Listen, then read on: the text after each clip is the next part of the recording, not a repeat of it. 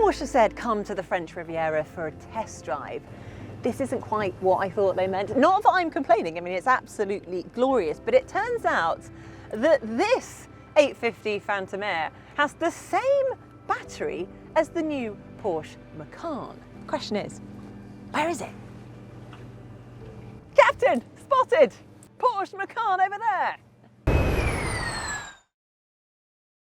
Yes, it is all electric. Yes, I can hear how excited most of you are. I can also see a few of you maybe with your head in your hands, but you can probably guess which side of the fence I sit. It's an exciting time for Porsche. It's an exciting time for the Macan.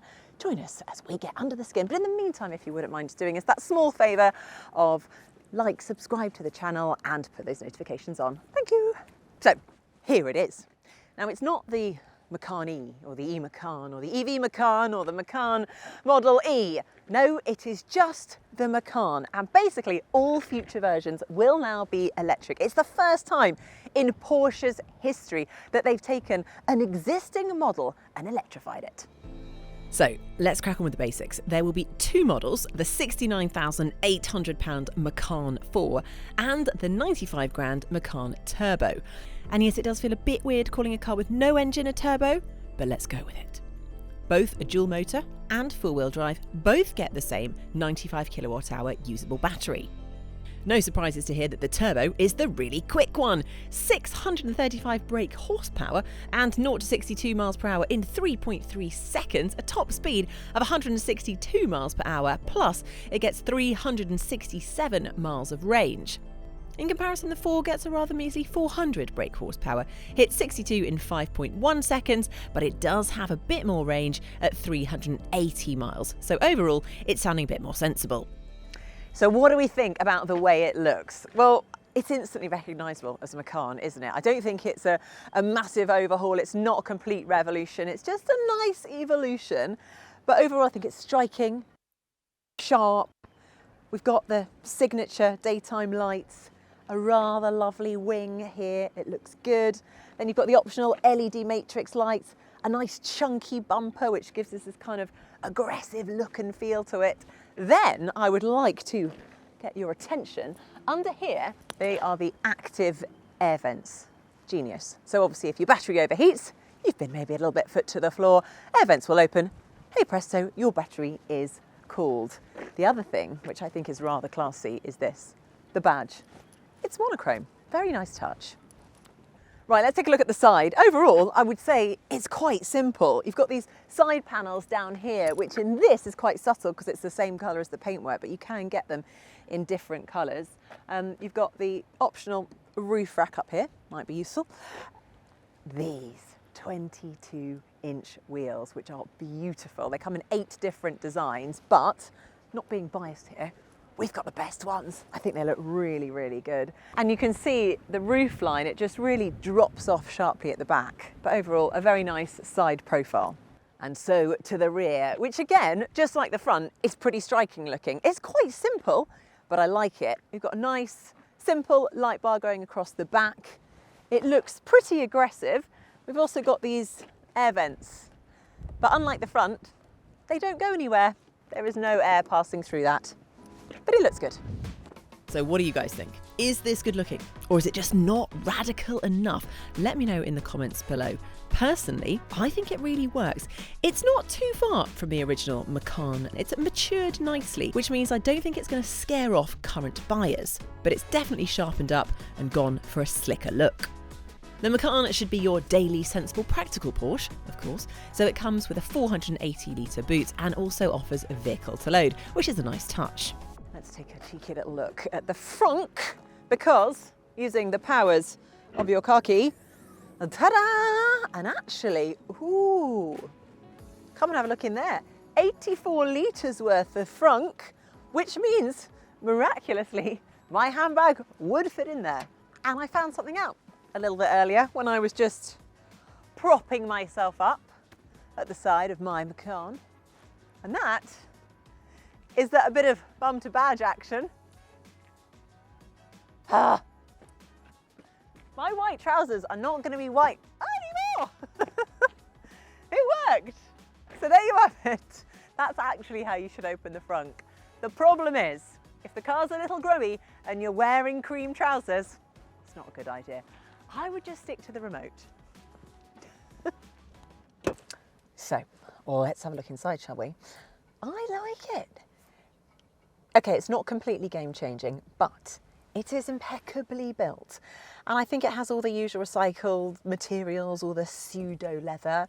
And I think you have that instant feeling when you get inside that it's an expensive car.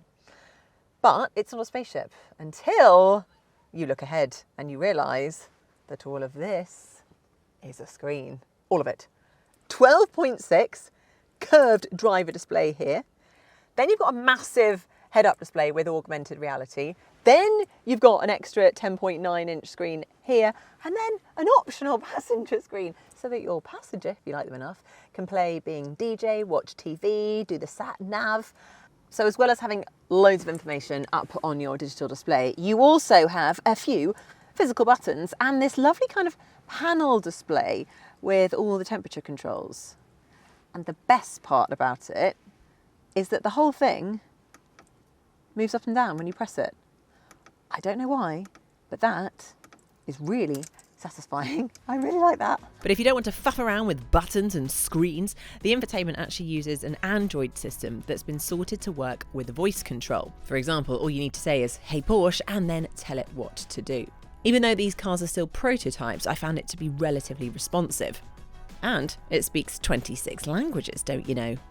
Couple of other things worth pointing out. Ambient lighting. Oh yeah, we got many options. Let's check it out. What do we want? White, warm white, dark orange, poppy red, topaz blue, lime green. Probably not. Well, reminds me of a Kick Sauber Formula 1 team. No, let's change it back to poppy red. Okay, let's see what else we can play around. So, plenty of customization when it comes to the driving setup. Drive mode, pop into that. Off-road, normal, sport and sport plus. Chassis, we can stiffen the suspension there, so you'd have normal, sport or sport plus. Then the level, which means you can obviously change the ride height, lift, normal, lowered or low. And then you've got the option to chuck in the electric sport sound, which sounds really good. I like it. It's not too synthesized. It sounds good. Seats, bucket seats, sporty seats, comfortable seats. Big fans of these seats. Let's talk about seat position, because I've noticed that you sit quite low, quite sporty. It does feel good, but it's unusual because you actually sit lower than in the Macan with an engine, because obviously normally in an EV you sit higher because there's a battery stuffed under your feet. So that's unusual. Also the rear bench is a little bit lower, so there's lots of headroom, particularly with that sloping roof line, so that's good. There's also a little bit of extra leg room back there. Your passengers will be happy in the rear. Up front though, quite a lot of storage room. Not tons. Obviously you've still got this closed in at the front here. It's not like you've got masses of extra legroom and space at the front. But for storage, you've got a couple of storage bins here. Other nice little touch, the Porsche clock in the front. Just to remind me of how late I always am. Thanks, Porsche. There's also wireless charging for one device and wireless Apple CarPlay and Android Auto as standard. Well, so far it's got hints of the Porsche Cayenne Coupe at the back. So it looks like a Porsche. Smells like a Porsche. Oh, frameless windows. I like those. Inside, it's not going to blow your mind, but it feels like a Porsche. But the question we are desperate to know the answer to, does it drive like a Porsche? Now, there's been a lot of anticipation, a lot of expectation around the driving impressions of this Macan. And well, I'm going to be completely honest here, I was quite nervous when we left on team because we were on quite narrow, slow-moving roads. There was quite a lot of traffic, and Macan was just feeling a little bit out of its natural habitat. It was feeling like a bit too much hard work. However, 30 minutes later, into the mountains, and well, it's not just these incredible views that have taken my breath away. It is clear that this is going to live up to expectations. I think if you're someone that is maybe sceptical about electric driving, this is the car that's going to convince you otherwise, because everything from the way it handles to the way it cruises, the way it feels, well, it feels just like an internal combustion engine car. So let's backtrack to my question earlier. The answer is yes. This does feel like a Porsche. Now, Porsche has made big claims that the Macan is good to drive, and it's gone to great lengths to make sure that everything feels like a Porsche should. There's air suspension on the turbo, which is optional on the usually steel-sprung 4, and it's really good at lots of jobs, so it's comfy on a motorway. But when you change the drive mode, using this dial on the steering wheel here, it tightens up and gets more committed. Now, I'm not saying that this is a Taycan, but it's pretty darn close. There's an optional rear steering system in here too, so the rear wheels can turn a little bit. They give the Macan brilliant high-speed stability and a really excellent turning circle, which helps for daily use around city environments. Now, one thing to point out is that this is a heavy car. As well as the 95 kilowatt hour battery that you've got underneath, there are 2 motors driving the front and the rear wheels. And I must say that at the lower speeds, I think you can feel that a little bit more. It's maybe not quite as nippy as I would like it to be at the lower speeds, unless you drive it in Sport Plus. I actually have decided that when you are sort of city driving, put it into Sport Plus, put it into Sport Plus, and it feels nippy again. But if you're in normal driving, it just feels a little bit heavier. It doesn't have that kind of instant acceleration that you get from some electric vehicles, and I sort of miss that a little bit. It feels like Porsche tried to imitate the power delivery of a car with a clutch, so it delivers it consistently through all speed ranges. And you can just feel the weight distribution is 50-50, but the power distribution is 48 to the front, 52 to the rears. And that really does give you that sporty feeling while driving, but you're still very much in control of the car. It is absolutely beautiful. It really is an absolute joy to drive.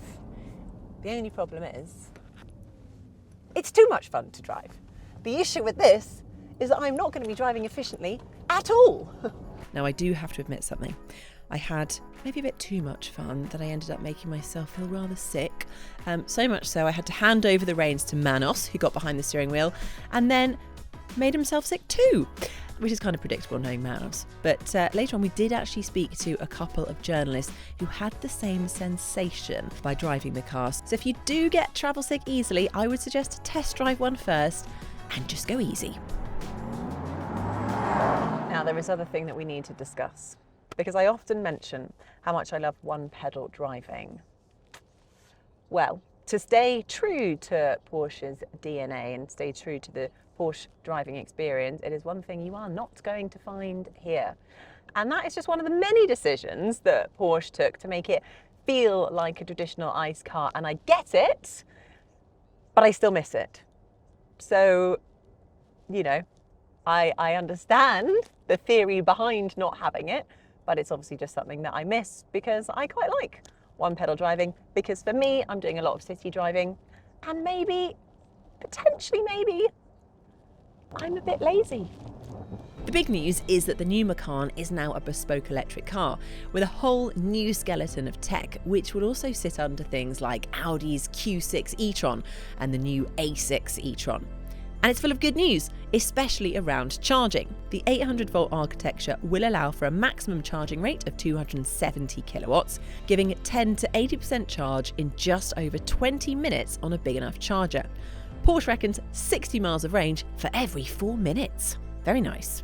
The Macan can also bank charge, essentially by splitting the battery into 2 parts for 400-volt charging stations, which means more efficient charging and better heat management. And don't forget that time spent at the charger is actually putting in decent range because it's efficient. The official figures are 380 miles for the Macan 4 and 367 for the Turbo. That's 4.2 miles per kilowatt hour for the Macan 4, and anything over 4 is pretty good for this class of car. Now, in terms of the competition, the iX3, the entry-level Audi Q6, the mid-range Merc EQC, and also the long-range Polestar 4 are the title contenders. So when you think of Porsche, most people are immediately going to think of a 911, right? Low, sleek, super fast, all the fun stuff. But Porsche's best-selling models are both SUVs, the Cayenne and the Macan. So going electric only with the Macan is huge news for them. Now, you will still be able to buy the petrol-powered Macan for a short while in the UK, but this new one is EV only, so it has to be good. And I am here to tell you that it is. It most definitely is. If you want to get all the benefits of driving electric, but feel like you're not, then this is going to be the car for you. The other thing you could do is just buy a used Taycan, I suppose, but well, that's a whole other video. Subscribe to the channel. Here we go.